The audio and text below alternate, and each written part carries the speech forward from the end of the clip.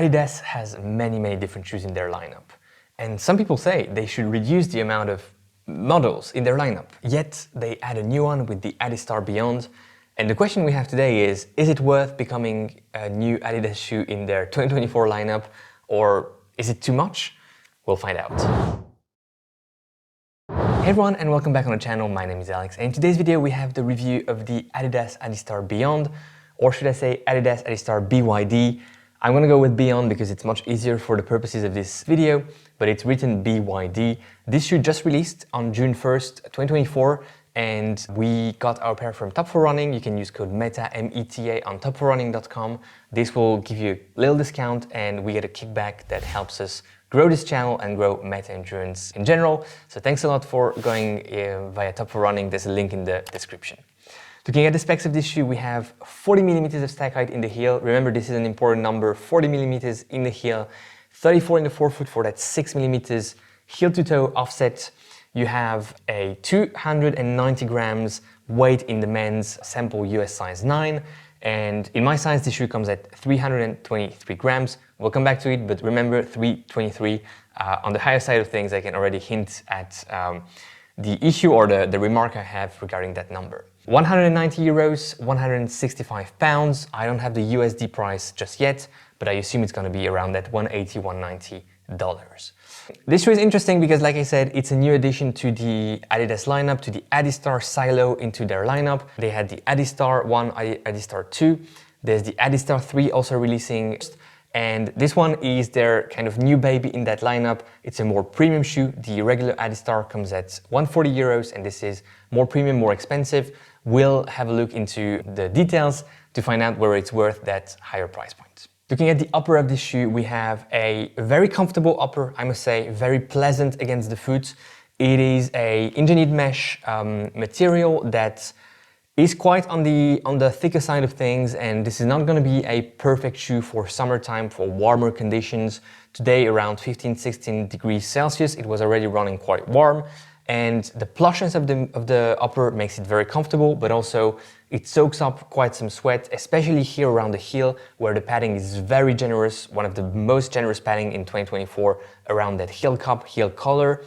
Almost too generous, creating a less than ideal lockdown here in the heel, which is something that I think could be addressed with the runner's knots, but for that the laces should be a bit longer. They're a bit short to have that runner's knot created here with the extra eyelet, but the eyelets are present and you can definitely do a runner's knot, and that would help with the lockdown. That for me was decent, but definitely not good or perfect. Looking at the tongue, you have something quite traditional, no gusset whatsoever. It's a free moving tongue with some reinforcements here around the lacing area to have no lacing pressure created. I like this tongue. I like overall the wrapping in the forefoot and in the midfoot.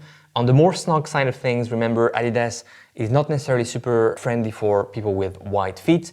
This shoe doesn't make any difference. So great padding, but at the same time, it does create a bit of extra void and a bit of movement, at least for me, here in the heel. Looking at the midsole, there's a lot going on with this shoe, and we will spend some time describing the midsole, but also commenting on the ride. You have 3 different layers and 3 different compounds here in this midsole. Some repetitor plus midsole compound. This is the carrier foam on this shoe.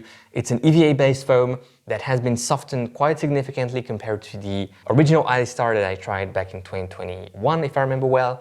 And it's on the, I wouldn't say soft side of things, but it's on the very average side of things when it comes to hardness and softness. I like it. I think it's a very good foam carrier, and Adidas is doing a great job combining it with some Lightstrike Pro that you actually can't see here. You can see it here through the holes in the outsole. That's Lightstrike Pro, creating that extra softness for the foot bedding, extra responsiveness also, that premium cushion that adds to the carrier foam that is the Repetitor Plus. And then you see it, that plate, it's written on it, distance drive. I don't know if that's the name of the plate or the technology, but that plate, that I assume is plastic, goes from heel to toe. It is a very rare type of plate because it goes all around the shoe, medial and lateral side. You can see it, and I think it's a fantastic addition to that whole setup. How's the ride of this shoe? It's a very reliable, very dependable type of ride. You can have a great experience with it out of the box, and that's a very, very nice thing. It reminded me of the ASICS Superblast in some way due to the versatility of the ride. It reminded me of the Hoka Mach X because it has a bit of that pop. The issue here is that the ride is penalized by the weight. 323 grams in my size US 11 is way too much to have something that will go at faster paces, at least in a natural way. You can push this shoe, it works quite well. I think the foam combination with that plate allow to have a bit of extra gears in your bag, in your toolkit, but definitely not race pace, at least not for me. Now, the heel isn't too soft, isn't too firm. It's a very, very nice landing. Again, very, very, dependable, very pleasant type of landing. You have that bias, that natural bias that helps you, prevents you at least to collapse too much on the medial side. As you can see, the cutout is not the same on the lateral and the medial side of the shoe, and that creates that very, very nice gentle bias, stabilizing the ride. The plate also helps stabilize the ride, but it's not a dull ride. It's not a ride that controls how you run. You're definitely mastering the shoe. You are in command when you're running in the shoe. And I really enjoyed it at different paces, ranging from 6:30 per kilometer yesterday on a run with some friends, and then today at faster paces myself. I had a very, very good experience pushing the paces with the shoe. Up to around marathon pace, I don't think this shoe can handle faster paces, at least for me. Why not faster paces? Well, simply because of the weight, first thing, and then I do believe also that the plate is a bit flat. I actually like that because I need to push on my toes to toe off. I think some people will like to have a more curved plate here in the forefoot area. That's something Adidas can maybe work on for next versions of this shoe. It has a bit of that rocker, as you can see, but it's definitely not super pronounced, and you need to push a bit on your forefoot to toe off with this shoe. How will I use it? I'm first of all definitely gonna keep it in my rotation. It was a very good surprise. Again, a shoe that I felt easy with and very comfortable with from the get-go, which is a good thing. I'm gonna keep it for longer runs, sessions that, at that endurance pace where you wanna go a bit extra in terms of distance. That plate definitely helps stabilize the ride, and after a bit of fatigue, there's no excessive collapsing, no excessive pronation. It's a shoe that you can use if you're a beginner runner for your first marathon, I would say.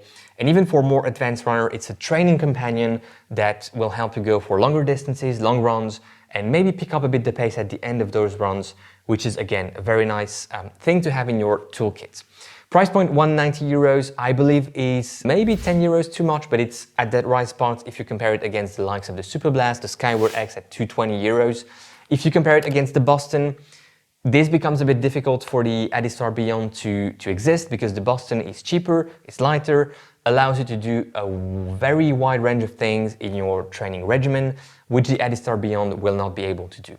That being said, this shoe has some good upsides against the likes of the Boston, so if you want to see a comparison against the Boston 12, let me know. This is it for today. I hope you enjoyed this first impression review of the Adistar Beyond. We'll link to the review of the Adizero SL2 that we shot a few days ago with Andy here in the studio. Thanks a lot for watching. Enjoy your run today, enjoy your ride, and go beyond your limits. I'll see you in the next one.